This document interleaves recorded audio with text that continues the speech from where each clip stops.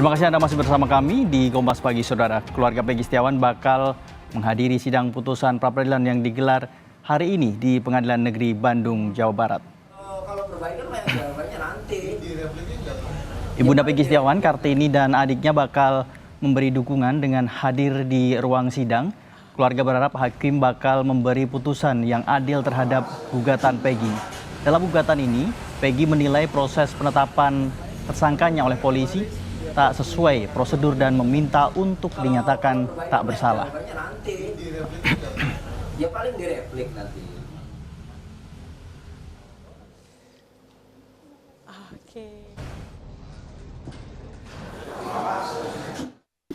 Ya, mudah-mudahan semuanya lancar, dan untuk Pak Hakim saya mohon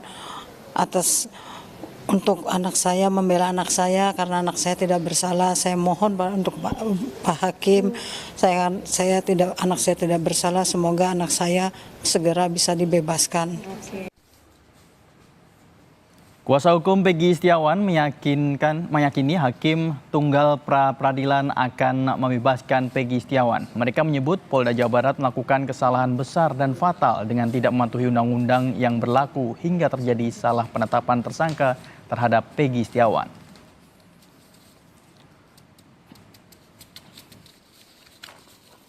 SOP seperti contohnya ketika dalam pemanggilan tersangka, terus penahanan tersangka, bahkan penangkapan, penyitaan barang bukti dan sebagainya, itu sudah banyak sekali yang dilanggar oleh penyidik tersebut.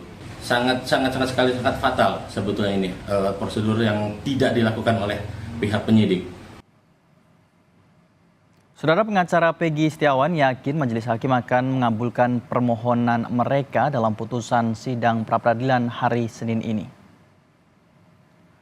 Nasib Peggy Setiawan, tersangka kasus pembunuhan Vina dan Eki, segera terjawab di sidang putusan pra-peradilan hari ini. Apakah status tersangkanya akan dibatalkan ataupun sebaliknya? Kuasa hukum Peggy Setiawan, Sugianti Iriani, menyatakan sejumlah kejanggalan dalam penetapan kliennya sebagai tersangka sudah dipaparkan di muka persidangan. Tim hukum Peggy pun yakin dugaan sejumlah keterangan saksi dan bukti yang dihadirkan majelis hakim akan mengabulkan gugatan pemohon.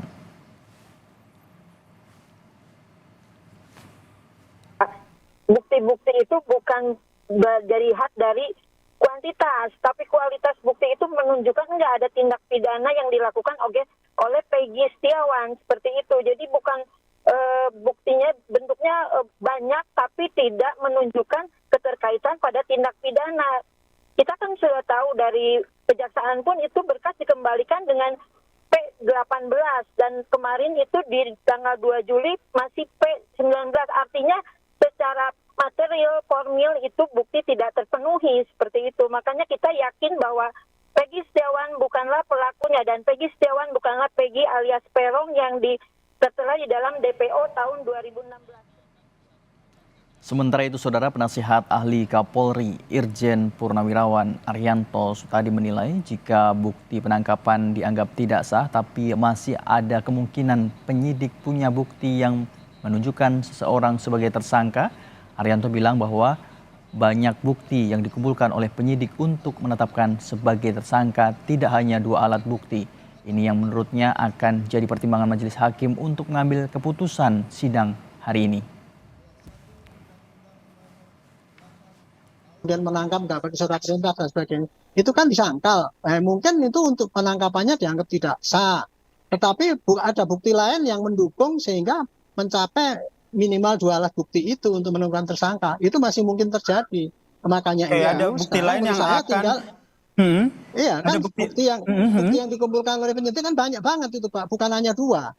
Jadi daripada itu minimal 2 gitu kan. Itu jadi tergantung dari hakim aja nanti apakah itu cukup apa tidak dengan dianulirnya banyak alat bukti yang kemudian tidak formil cara mendapatkannya itu.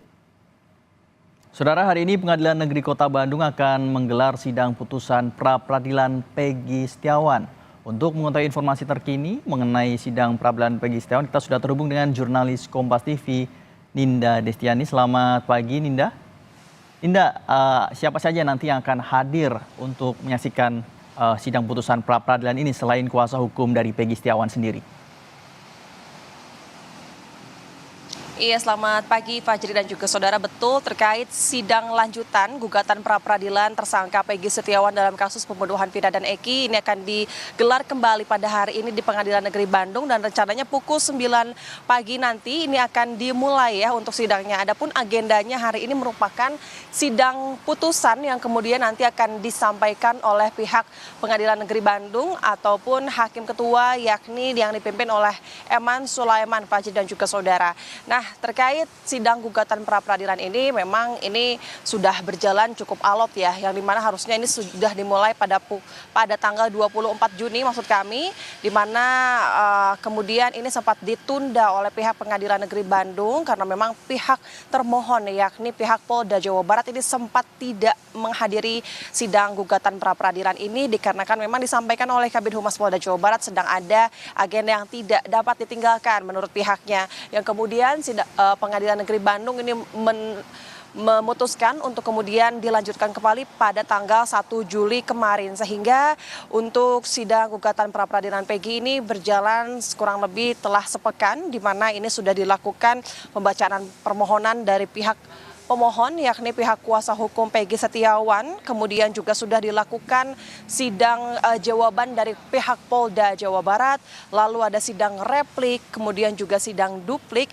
hingga dilakukan sidang kesimpulan dari kedua belah pihak pemohon maupun juga termohon kepada hakim ketua. Nah, hari ini tepat di mana kita sudah berada di hari H yakni sidang putusan yang kemudian ini juga nantinya akan berpengaruh ya bagi tersangka Peggy Setiawan, apakah kemudian dari pihak hakim ini akan mengabulkan permohonan gugatan pra-peradilan ini atau tidak dikabulkan. Sebab jika tidak, ini nantinya akan berpengaruh kemudian kepada langkah-langkah hukum Peggy Setiawan sebagai tersangka dalam kasus pembunuhan Vina dan Eki. Adapun jika kami amati dan review ya Fajri dan juga saudara, dari pihak kuasa hukum sendiri ini pun ada hal-hal yang dititik beratkan oleh pihak kuasa hukum yang kemudian kemarin sudah dirangkum pada saat sidang kesimpulan.